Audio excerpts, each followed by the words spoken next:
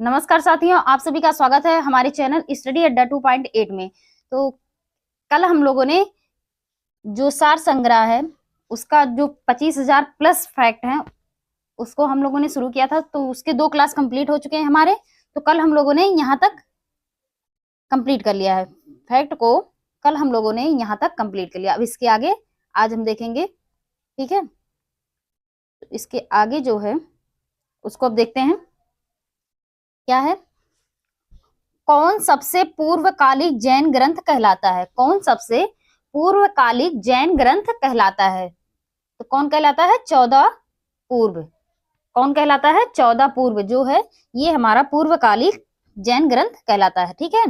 इसके आगे जैन साहित्य को कहा जाता है, तो जैन साहित्य को क्या कहा जाता है? आगम। क्या कहा जाता है? आगम, ठीक है। इसके आगे जैन ग्रंथ कल्पसूत्र के रचयिता हैं। कल्पसूत्र के रचयिता कौन है? तो वो कल्पसूत्र के जो रचयिता हैं वो है भद्रबाहु। कौन है? भद्रबाहु, ठीक है। इसके आगे अनेकांतवाद किसका क्रोड़, क्रोड़ यानी केंद्रीय, क्रोड़ का मतलब केंद्रीय सिद्धांत एवं दर्शन है? तो किसका है? जैन मत का, ठीक है। किसका है? जैन मत का। इसके आगे महान धार्मिक घटना महामस्तक अभिषेक किससे संबंधित है? महान धार्मिक घटना महामस्तक अभिषेक किससे संबंधित है और किसके लिए की जाती है? तो किसके लिए की जाती है? बाहुबली के लिए, ठीक है। किसके लिए? बाहुबली के लिए महामस्तक अभिषेक किया जाता है, ठीक है। इसके आगे प्रथम जैन महासभा का आयोजन कहाँ हुआ था? प्रथम जैन महासभा का आयोजन कहाँ हुआ था? तो वो हुआ था पाटलिपुत्र में। कहाँ हुआ था? पाटलिपुत्र में, ठीक है। इसके आगे द्वितीय जैन महासभा का आयोजन कहाँ हुआ था? द्वितीय जैन महासभा का आयोजन कहाँ हुआ था? तो वो हुआ था वल्लभी में। कहाँ हुआ था? वल्लभी में, ठीक है। इसके आगे जैन साहित्य का संकलन किस भाषा व लिपि में है? जैन साहित्य का संकलन किस भाषा व लिपि में है? तो किस भाषा में है? प्राकृत व अर्ध मगधी में है, ठीक है। किसमें है? प्राकृत और अर्ध मागधी में है, ठीक है। इसके आगे देख लेते हैं।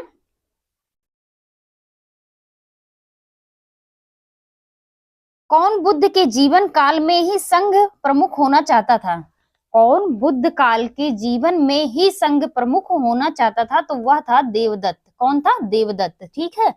इसके आगे हेलियोडोरस का बेस नगर अभिलेख संदर्भित है, मतलब हेलियोडोरस जो का बेस नगर जो अभिलेख है वो किससे संबंधित है? तो वो है केवल वासुदेव से, ठीक है। इसके आगे आजीवक संप्रदाय के संस्थापक कौन थे? आजीवक संप्रदाय के संस्थापक कौन थे? तो वो थे मक्खली गोसाल, ठीक है। मक्खली गोसाल थे। इसके आगे भागवत संप्रदाय के विकास में किसका योगदान अधिक था? भागवत संप्रदाय में किसका योगदान सबसे अधिक था? तो वो था हिंद यूनानी का। किसका योगदान सबसे अधिक था? हिंद यूनानी का योगदान सबसे अधिक था, ठीक है। इसके आगे वासुदेव कृष्ण की पूजा सर्वप्रथम किसने प्रारंभ की? वासुदेव कृष्ण की पूजा सर्वप्रथम किसने प्रारंभ की? तो वो थी सातवतों ने। किसने? सातवतों ने, ठीक है। इसके आगे प्राचीनतम विश्वविद्यालय कौन सा था? प्राचीनतम विश्वविद्यालय कौन सा था? तो वो था नालंदा। कौन था? नालंदा, ठीक है। इसके आगे महाजनपद काल। अब इसके आगे हम जो देखेंगे किससे रिलेटेड देखेंगे फैक्ट? वो महाजनपद काल से रिलेटेड फैक्ट देखेंगे, ठीक है। अब तक तो हम लोगों ने क्या किया? जैन धर्म और बौद्ध धर्म से जो रिलेटेड फैक्ट थे उनको हम लोगों ने कंप्लीट किया। अब हम लोग महाजनपद काल से रिलेटेड फैक्ट को देखेंगे, ठीक है। इसके आगे देखते हैं। अब पाली ग्रंथों में गांव के मुखिया को क्या कहा गया है? पाली ग्रंथों में गांव के मुखिया को क्या कहा गया है? तो उनके क्या कहा गया है? भोजक या ग्राम भोजक। क्या कहा गया है? भोजक या ग्राम भोजक। पाली ग्रंथों में गांव के मुखिया को भोजक या ग्राम भोजक कहा गया है, ठीक है। इसके आगे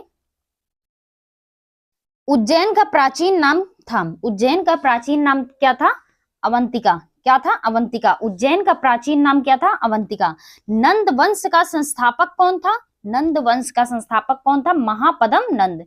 नंद वंश का संस्थापक महापदम नंद था। इसके आगे प्राचीन भारत में पहला विदेशी आक्रमण किनके द्वारा किया गया था? प्राचीन भारत में पहला विदेशी आक्रमण किनके द्वारा किया गया था? तो वो क्या किया गया था? ईरानियों द्वारा। किसके द्वारा? ईरानियों के द्वारा। प्राचीन भारत में पहला विदेशी आक्रमण ईरानियों द्वारा किया गया था। ठीक है, इसके आगे, सिकंदर ने भारत पर कब आक्रमण किया? सिकंदर ने भारत पर कब आक्रमण किया? तो वो किया था 326 ईसा पूर्व में। कब किया था? 326 ईसा पूर्व में। इसके आगे, हर्यक वंश के किस शासक को कुड़ीक कहा जाता था? हर्यक वंश के किस शासक को कुड़ीक कहा जाता था? वो था अजातशत्रु। अजातशत्रु को कुड़ीक कहा जाता था। हर्यक वंश के अजातशत्रु शासक को कुड़ीक कहा जाता था। ठीक है, इसके आगे, किस शासक ने गंगा एवं सोन नदियों के संगम पर पाटलिपुत्र नामक नगर की स्थापना की थी? किस शासक ने गंगा एवं सोन नदियों के संगम पर पाटलिपुत्र नामक नगर की स्थापना की थी? तो वो किसने की थी पाटलिपुत्र की स्थापना? उदयन ने। तो कभी कभी ऐसे भी पूछ लेगा, उदयन ने गंगा एवं सोन नदियों के संगम पर किस नगर की स्थापना की थी? तो उस प्रश्न पर हमारा आंसर क्या हो जाएगा? पाटलिपुत्र। ठीक है, तो हर तरीके से इसे याद रखिएगा। अब इसके आगे देख लेते हैं हम। 323 ईसा पूर्व में सिकंदर महान की मृत्यु हुई थी। सिकंदर की मृत्यु कहाँ हुई थी? बेबीलोन में। कहाँ हुई थी?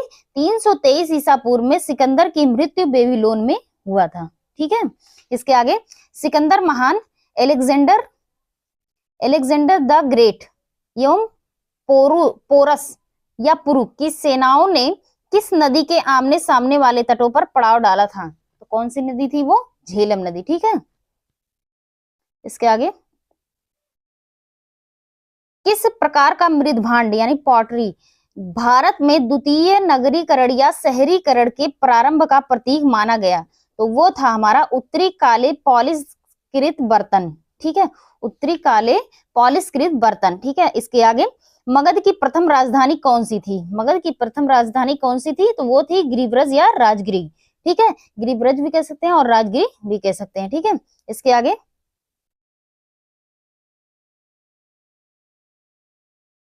किस शासक द्वारा सर्वप्रथम पाटलिपुत्र का राजधानी के रूप में चयन किया गया? किस शासक द्वारा सर्वप्रथम पाटलिपुत्र को राजधानी के रूप में चयन किया गया था?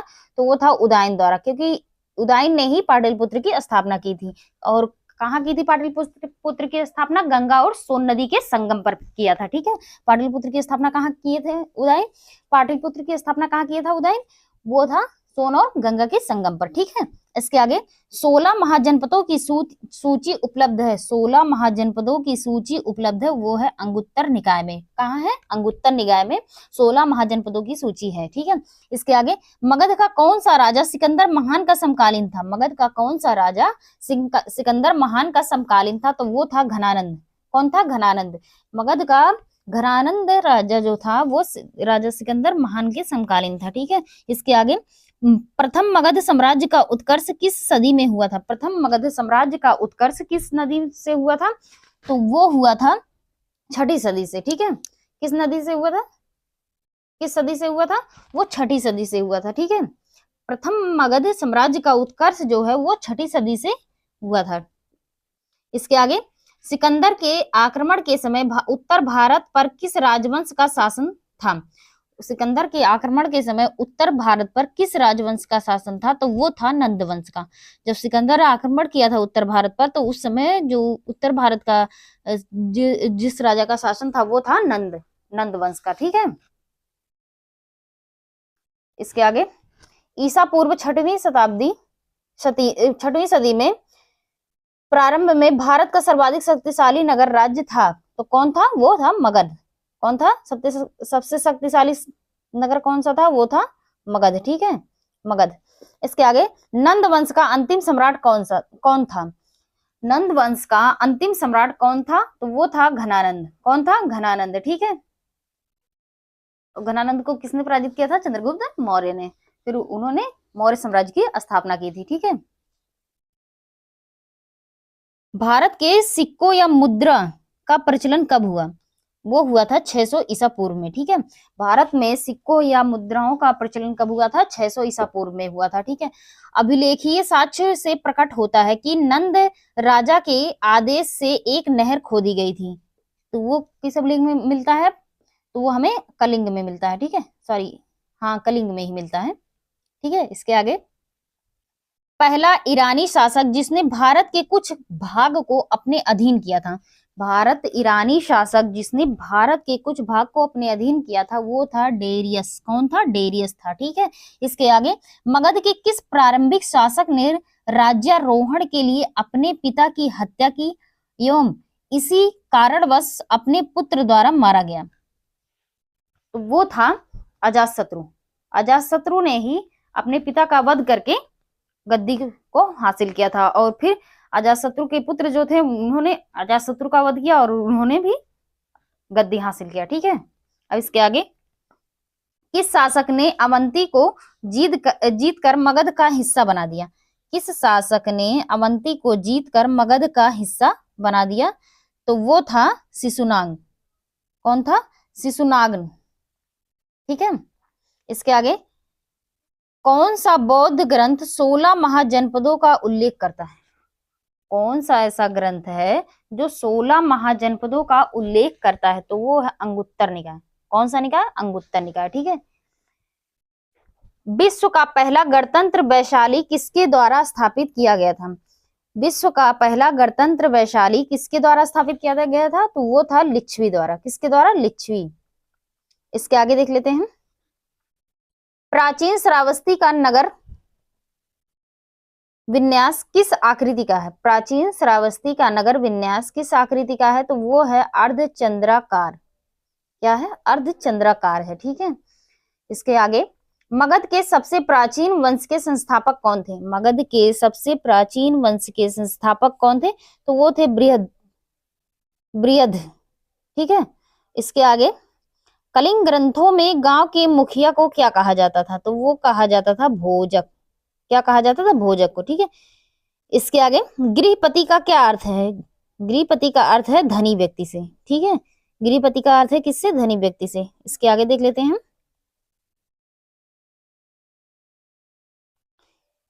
जैन संगीतियां जो हुई थी, प्रथम जो हुई थी वो किसके समय में हुई थी? चंद्रगुप्त मौर्य के समय में, ठीक है। और स्थान क्या था? पाटलिपुत्र में। और अध्यक्ष कौन था? स्थूलभद्र, ठीक है। पर ये और ये दोनों हमारा इंपॉर्टेंट हो जाता है, इसको ध्यान में रखिएगा, ये अक्सर क्वेश्चन पूछे जाते हैं, ये और ये, ठीक है। बौद्ध संगीतियां और जैन संगीतियां जितनी हैं संगीतियां, ये दोनों का संगीतियां जो है बहुत बेहद इंपॉर्टेंट है, इनको एकदम ध्यान में रखिएगा, भूलिएगा नहीं, एकदम कंठस्थ कर लीजिए, ठीक है। तो प्रथम जो हुआ था संगीति वो चंद्रगुप्त मौर्य के समय में हुआ था, और स्थान जो था वो पाटलिपुत्र था, और अध्यक्ष जो थे इसके वो थे स्थूलभद्र, ठीक है। और द्वितीय जो हुआ था 512 ईस्वी में हुआ था, और स्थान था वल्लभी, और इसके जो अध्यक्ष थे देवर्धि क्षमा शरण थे, ठीक है। अब बौद्ध संगीतियां देख लेते हैं। ये जो है बौद्ध संगीतियां ये बेहद इंपॉर्टेंट है, इससे भी ज्यादा इंपॉर्टेंट, जैन संगीतियां से भी ज्यादा इंपॉर्टेंट बौद्ध संगीतियां, ठीक है। ये लगभग हर एग्जाम में पूछे जाते हैं, ठीक है। तो इसको एकदम से मतलब बसा लीजिएगा अपने अंदर, ठीक है। तो प्रथम संगीति कहाँ हुई थी? प्रथम संगीति जो हुई थी उसका समय क्या था? 483 ईसा पूर्व, और इस समय जो शासक थे वो अजातशत्रु थे, और स्थान जो हमारा था वो राजगिरी था, और अध्यक्ष जो थे वो महाकश्यप थे, ठीक है। प्रथम संगीति कहाँ हुई थी? राजगिरी में हुई थी, और उस समय शासक जो थे वो अजातशत्रु थे। अजातशत्रु का समय जो मतलब उस समय जो प्रथम संगीति हुई थी उस समय क्या था? 483 ईसा पूर्व था, और इसके अध्यक्ष जो थे वो महाकश्यप थे, ठीक है। अब इसके आगे देखते हैं द्वितीय संगीति क्या हुई थी। द्वितीय संगीति का जो समय था वो 383 ईसा पूर्व था। द्वितीय संगीति का जो समय था वो 383 ईसा पूर्व था। इसके जो उस समय जो शासक थे वो कालाशोक थे, और स्थान क्या था? वैशाली था, और इसके जो अध्यक्ष थे वो सर्वकामिनी थे, ठीक है, सर्वकामिनी थे, ठीक है। इसके आगे तृतीय संगीति कहाँ हुई थी? तृतीय संगीति का जो समय है वो 251 ईसा पूर्व, उस समय कौन शासक थे? वो अशोक थे, ठीक है। और स्थान क्या था? पाटलिपुत्र था, और इसके जो अध्यक्ष थे वो मोगलिपुत थे। कौन थे? मोगलिपुत, ठीक है। चतुर्थ संगीति कब हुई थी? तो वो हुई थी प्रथम सदी ईसा पूर्व, ठीक है, प्रथम सदी ईसा पूर्व। इसके शासक कौन थे? कनिष्क, और स्थान क्या था? कुंडलवन, और इसके अध्यक्ष जो थे वो थे वसुमित्र, ठीक है। तो इसको याद रखिएगा आप लोग। इसके आगे देख लेते हैं हम, इसको थोड़ा छोटा करते हैं, ये पूरे पेज में आया है। ओ 16 जनपद हैं ये, 16 जनपद के बारे में हम देखेंगे। ये रहा, आई होप कि आप लोग को अच्छा दिख रहा होगा, थोड़ा क्लियर दिख रहा होगा, ठीक है। कोशिश तो मेरी यही है कि आप लोग को अच्छा दिख रहा होगा। तो चलिए देखते हैं, जो हमारे 16 जनपद हैं, प्रमुख जनपद जो हैं, तो जनपद कितने थे हमारे? 16 थे, ठीक है। तो उनके बारे में देखेंगे हम, उनकी राजधानी देखेंगे, उनकी विशेषता क्या थी उसको देखेंगे। तो महाजनपद, तो पहला हमारा कौन सा हो जाएगा? पहले हम इसको थोड़ा सा जूम कर लेते हैं, तब सही रहेगा, ठीक है। हाँ अब ठीक है। तो हमारा जो पहला क्या है वो मगध है, ठीक है। पहला जनपद जो है वो मगध है। इसकी राजधानी जो थी राजगिरी या राजगीर, ठीक है। ये क्या था, इसकी विशेषता क्या थी? राजगिरी को गिरिव्रज के नाम से भी जाना जाता था। यह पटना गया बिहार में है, ठीक है। ये कहाँ है? इसका जो क्षेत्र है ये राजगिरी जो हमारा है ये कहाँ है? पटना और पटना गया बिहार में है, ठीक है। पहला हमारा जनपद क्या था? मगध। मगध की राजधानी क्या थी? राजगिरी या राजगीर, ठीक है। राजगीर को ही गिरिव्रज के नाम से जाना जाता था, और ये जो गिरिव्रज है ये हमारा पटना गया बिहार में है, ठीक है। इसके आगे देखते हैं दूसरा क्या है? अंग। दूसरा महाजनपद क्या है? अंग। इसकी राजधानी क्या थी? चंपा। आधुनिक जो है, पहले इसका नाम चंपा था, अब के टाइम में क्या है? भागलपुर, ठीक है। अब के टाइम में क्या है? भागलपुर है। अब इसकी विशेषता क्या थी उसको देखते हैं। उसका क्षेत्र क्या था, ये कहाँ से रिलेट करता है? तो ये आधुनिक बिहार के भागलपुर और मुंगेर जिले हैं, ठीक है। ये कहाँ है? आधुनिक बिहार के भागलपुर और मुंगेर जिले में है, ठीक है। अब तीसरा हमारा क्या था? काशी। तीसरा क्या है? इसको मैं थोड़ा छोटा ही कर लेती हूँ तभी ठीक रहेगा, इससे इधर उधर ना करना पड़े। हाँ अब ठीक है, ऐसे ही ठीक है। तो तीसरा हमारा क्या था? काशी। काशी, इसकी राजधानी कहाँ थी? वाराणसी या बनारस, ठीक है। तो इसकी विशेषता क्या थी? तो ये था शिल्प, व्यापार एवं समृद्धि के लिए प्रसिद्ध था। जो काशी था वो शिल्प, व्यापार और समृद्धि के लिए प्रसिद्ध था। और काशी कहाँ है? उत्तर प्रदेश में, प्रेजेंट टाइम में उत्तर प्रदेश में, ठीक है। पहले भी था। अब इसके आगे चौथा देखते हैं, वज्जी। वज्जी महाजनपद। इसकी राजधानी वैशाली या विदेह या मिथिला, क्या कहेंगे? वज्जी, चौथा वज्जी, इसकी राजधानी वैशाली या विदेह या मिथिला, ठीक है। तो इसकी विशेषता क्या है? विश्व के प्राचीनतम गणराज्य का जन्मदाता। यह 8 गणराज्यों का एक संघ था, और ये प्रेजेंट टाइम में कहाँ है? मुजफ्फरपुर और दरभंगा, ठीक है। मुजफ्फरपुर दरभंगा, और मुजफ्फरपुर दरभंगा कहाँ है? बिहार में है, ठीक है। तो ये किसके लिए था? विश्व के प्राचीनतम गणराज्य का जन्मदाता है, और ये 8 गणराज्यों का एक संघ था, ठीक है। इसके आगे पांचवा देखते हैं, कौशल। कौशल जो हमारा है, इसकी राजधानी जो थी श्रावस्ती। कौशल की राजधानी क्या थी? श्रावस्ती थी, ठीक है। तो कौशल की राजधानी जो श्रावस्ती थी, इसकी विशेषता क्या थी? कि ये जो है आधुनिक उत्तर प्रदेश का साकेत, अयोध्या या श्रावस्ती है, ठीक है। ये आधुनिक में जो है वो उत्तर प्रदेश के साकेत, अयोध्या एवं श्रावस्ती है। तो ये कहाँ है? फैजाबाद, उत्तर प्रदेश में, ठीक है। इसके आगे देखते हैं कुरु। कुरु की राजधानी इंद्रप्रस्थ। क्या है? कुरु की राजधानी इंद्रप्रस्थ, ठीक है। तो इसकी ये क्या है क्षेत्र? इसका यमुना के किनारे इंद्रप्रस्थ एवं हस्तिनापुर के आसपास का क्षेत्र जो है वो कुरु का क्षेत्र था। तो ये कहाँ है? दिल्ली, मेरठ, उत्तर प्रदेश और हरियाणा, ये 4 जगह है। कहाँ कहाँ? दिल्ली, मेरठ, उत्तर प्रदेश और हरियाणा, ठीक है। अब इसके आगे देख लेते हैं सातवां हमारा, चेदी। सातवां जनपद महाजनपद क्या था? चेदी। इसकी राजधानी शक्तिमती, ठीक है। ये कहाँ है? बुंदेलखंड और उसके आसपास का भाग जो है वो चेदी कहलाता था, ठीक है। तो ये कहाँ है? उत्तर प्रदेश में, ठीक है। आठवां क्या है? मल्ल। मल्ल की राजधानी कुशीनगर एवं पावा है, ठीक है। तो ये कहाँ? देवरिया गोरखपुर का क्षेत्र जो है वही है, और देवरिया गोरखपुर कहाँ है? उत्तर प्रदेश, ठीक है। अस्मक। अस्मक अस्मक की जो राजधानी थी पौधन्य या पोतन, ठीक है। पौधन्य या पोतन। तो ये कहाँ है? गोदावरी का तटवर्ती प्रदेश। तो ये कहाँ? दक्षिण भारत का एकमात्र जनपद है। ये क्या है जो अस्मक था? ये दक्षिणी भारत का एकमात्र महाजनपद था, ठीक है। इसके आगे 10वां वत्स। वत्स की राजधानी कौशाम्बी या कोसम थी। ठीक है, ये कहाँ है? प्रयागराज इलाहाबाद के आसपास का क्षेत्र जो है वो वत्स था। ठीक है, तो ये कहाँ है? उत्तर प्रदेश में। ठीक है, इसके आगे देखते हैं। 11 नंबर क्या है? पांचाल। पांचाल की राजधानी अहिच्छत्र या कौंपिल्य थी। ठीक है, तो और ये कहाँ है? रुहेलखंड के पास बरेली, बदायूं, फर्रुखाबाद, और ये कहाँ है? तीनों उत्तर प्रदेश में है। ठीक है, इसके आगे देखते हैं। मत्स्य। ब्राह्मण महाजनपद क्या है? मत्स्य। इसकी राजधानी क्या थी? विराटनगर या जयपुर।